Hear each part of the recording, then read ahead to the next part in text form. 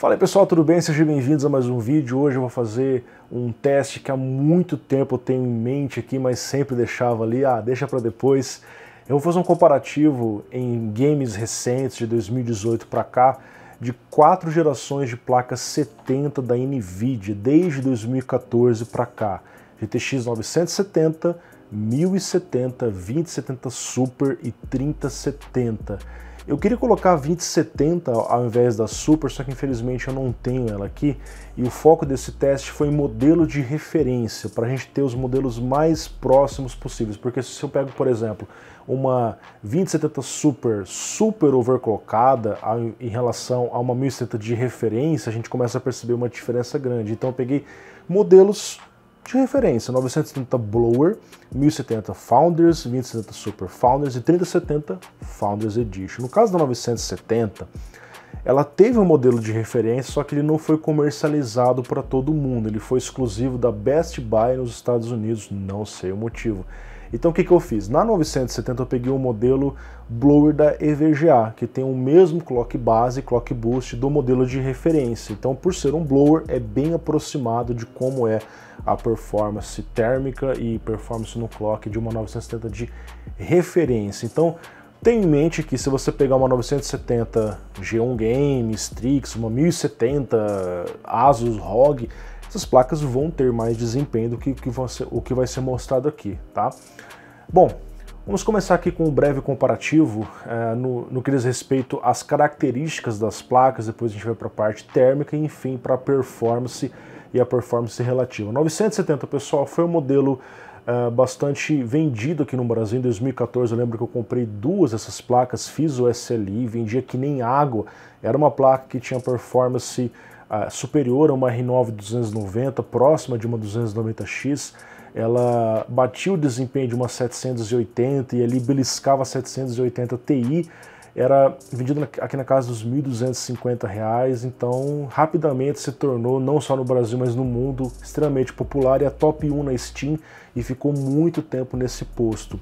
Essa placa teve polêmicas no caso da quantidade de VRAM, que a gente descobriu depois que ela não tinha exatamente 4 GB em uma porção única, mas ela tinha 3.5 GB, uma RAM mais rápida, e 0.5 uma porção mais lenta. Começou a perceber ali que quando você passava de 3.5 GB você tinha alguns engasgos na placa, mas ainda assim a placa continuou bastante popular e foi vendida por muito tempo no mercado até ser substituída por outras placas. Eu mesmo trouxe um vídeo, um gameplay de uma 970 G1 Game no começo de 2019. 2020, perdão, está aparecendo aqui no canto quem quiser assistir um rápido gameplay dessa placa.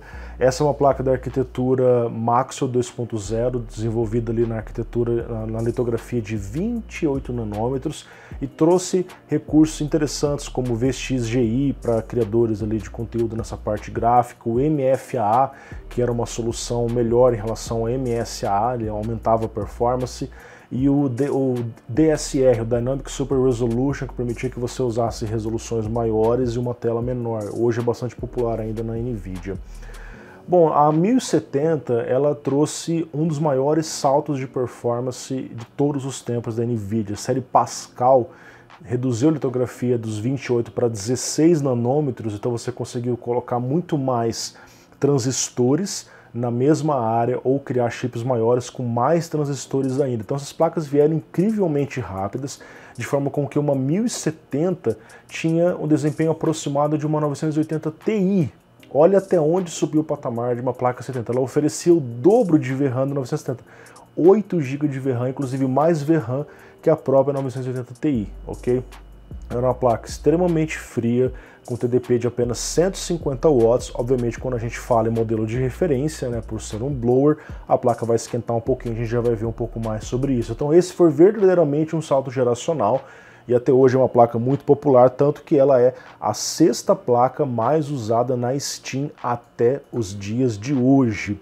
Quando a gente chegou em 2018, a NVIDIA lançou a 2070, que é uma placa que tinha uma performance aproximada ali de uma 1080, encostando em alguns cenários na 1080 Ti. Infelizmente eu não tenho essa placa para testar nesse momento, mas eu tenho a 2070 Super, que foi um refresh da 2070 para competir contra as novas 5700 e 5700 XT da AMD, onde houve concorrência da AMD, a NVIDIA foi lá e fez algo inédito, que é lançar uma série Super que nunca existiu, em menos de um ano do lançamento original. Então essa é uma placa mais recente, ainda está sendo vendida no mercado, a 2070 foi descontinuada a partir desse momento, embora você ainda encontre algumas vezes essas placas nas lojas. Finalmente a NVIDIA deixa de trazer o Cooler Blower, que até era bonito, né?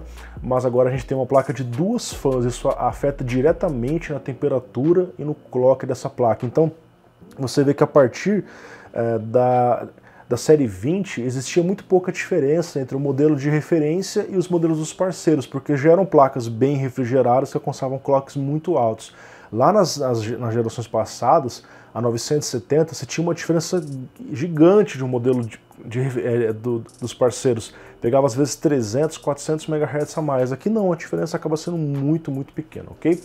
Mas ainda continuou com os mesmos 8 GB de VRAM, não teve melhorias nesse sentido. A 3070 manteve 8 GB de VRAM, essa é uma das polêmicas dela, porque a AMD hoje oferece na 6800 16 GB de VRAM, o que a NVIDIA oferece 8 GB, a metade da VRAM do que a AMD está oferecendo. Ela teve, porém, um salto de performance também muito considerável. Ela tem a performance aproximada de uma 2080 Ti, mais uma vez uma placa 70 encostando em uma 80 Ti, assim como aconteceu na 1070. Aqui nós temos, então, 8 GB de VRAM, GDDR6, sem grandes evoluções nesse sentido. O processo agora caiu para 8 nanômetros da Samsung. Essa placa teve uma melhoria nos RT Cores e Tensor Cores. Até ressaltando para vocês, acho que você já sabe disso, na verdade, né? A série RTX 20 tem esse suporte a Ray Tracing via hardware e Tensor Core para DLSS e outras coisas. Era um dos diferenciais em relação à série GTX, ok? Bom, então, basicamente é isso. A gente vai partir agora aqui para os gráficos de temperatura, onde eu rodei um teste no 3D Mark Time Spy Extreme Stress por 30 minutos, com temperatura ambiente 32 graus. Nós vemos aqui a EVGA, o modelo blower dela, trabalha com uma frequência até um pouco acima em relação ao boost clock informado, mas em alguns momentos a gente percebe que ela cai abaixo desse boost, porém se mantém sempre acima do base clock de 1050 MHz. Como eu disse para vocês, os modelos dos parceiros chegam tranquilamente em 1380, 1400 MHz, ok? Essa placa você até pode fazer um overclock nela, mas por conta da temperatura que vocês estão vendo que está liberando a casa dos 80 graus, fica um pouco complicado, não tem muito para onde correr, ok? Quando a gente parte para a GTX 1070, a gente vê um grande salto no clock. O clock que era antes na casa dos 1100, 1200, agora você tem aqui a placa trabalhando mesmo numa temperatura alta, na casa dos 1694 MHz em estoque. Isso deixa ela também ligeiramente acima, um pouquinho acima do boost informado, embora em vários momentos essa placa cai abaixo do boost, mas ainda se mantém 100% do tempo acima do base clock de 1500 MHz.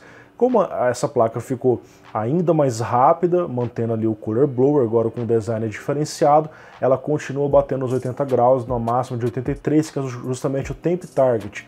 Então a placa não ultrapassa a temperatura, quando ela chega, ela vai reduzir o clock, que é o que vocês veem. Ela começa num clock maior, acima dos 1800, conforme ela vai esquentando, ela vai caindo o clock e oscilando ao longo do teste. Então, menor temperatura representa clocks mais agressivos, que é o diferencial que os modelos dos parceiros, como uma Strix com um G1 Game, oferece, ok?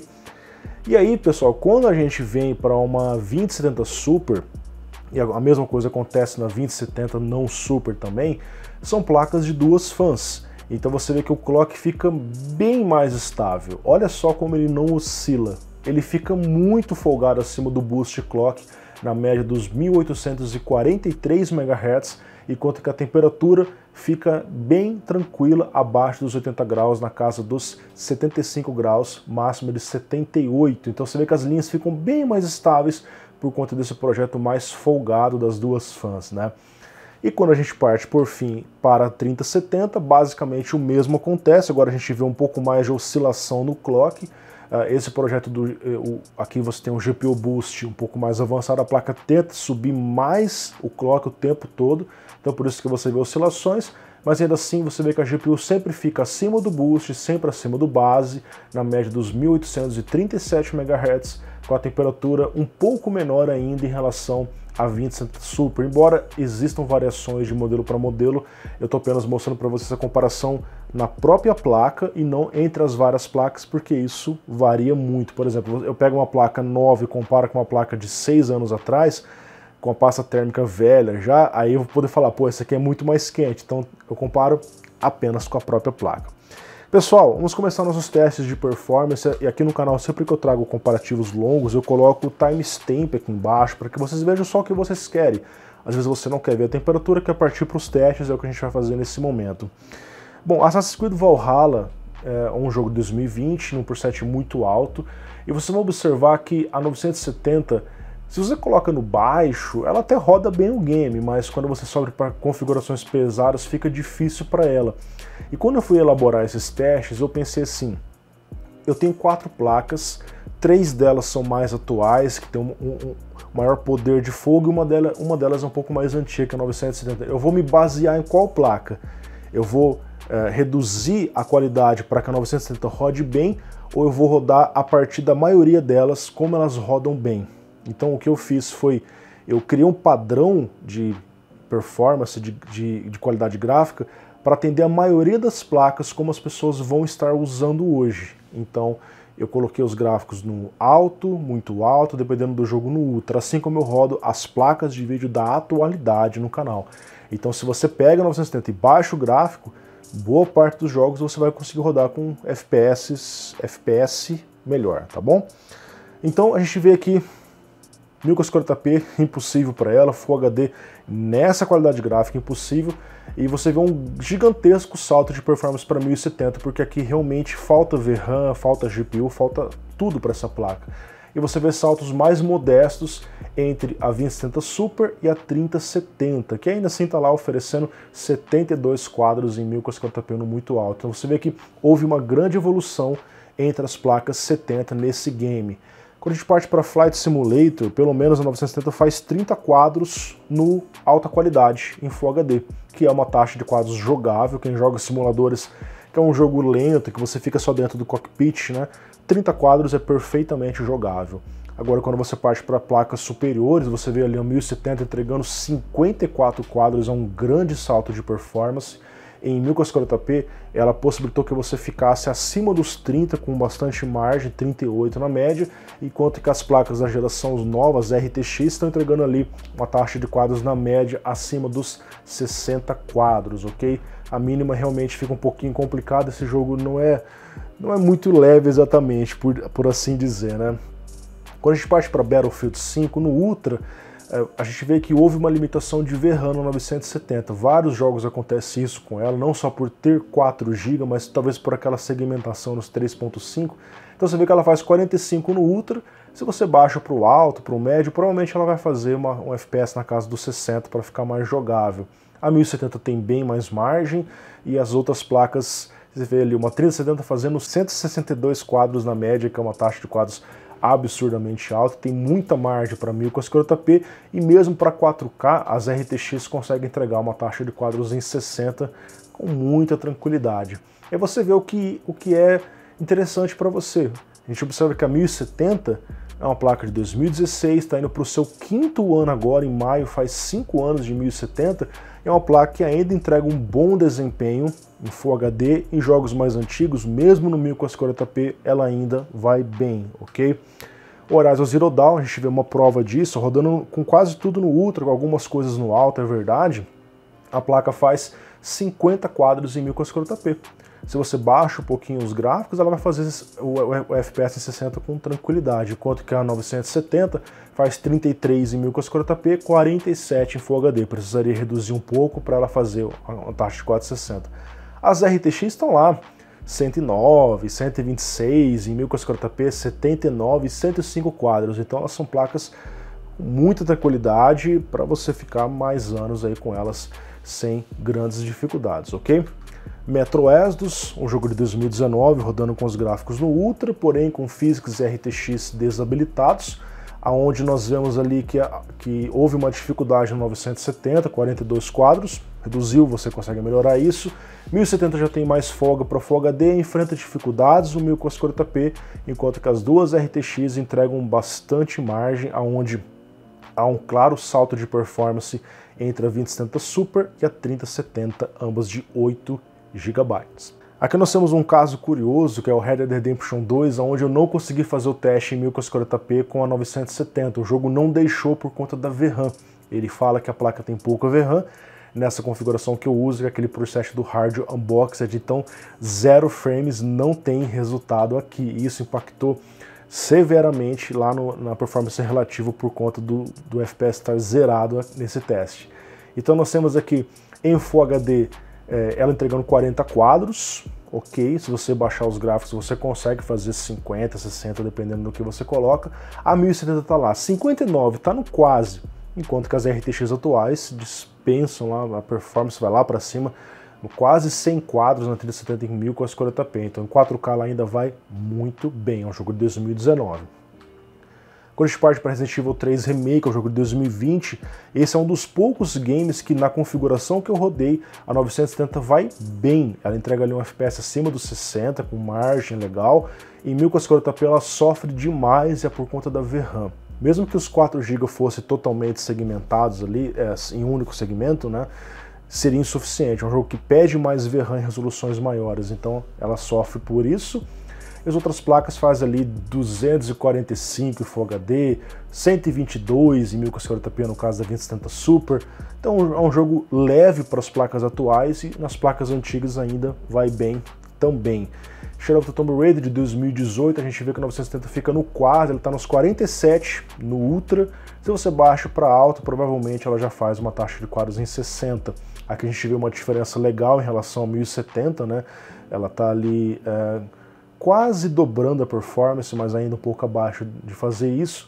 E um salto gigantesco também entre a 1070 e a 2070 Super. Não só porque é uma placa com mais CUDA cores, é uma placa mais rápida, mas porque nos jogos mais recentes a gente percebeu que a arquitetura Turing e a arquitetura Ampere estão se beneficiando mais. Tem recursos como aquela execução simultânea de inteiros e flutuantes, coisa que não acontecia nas gerações passadas.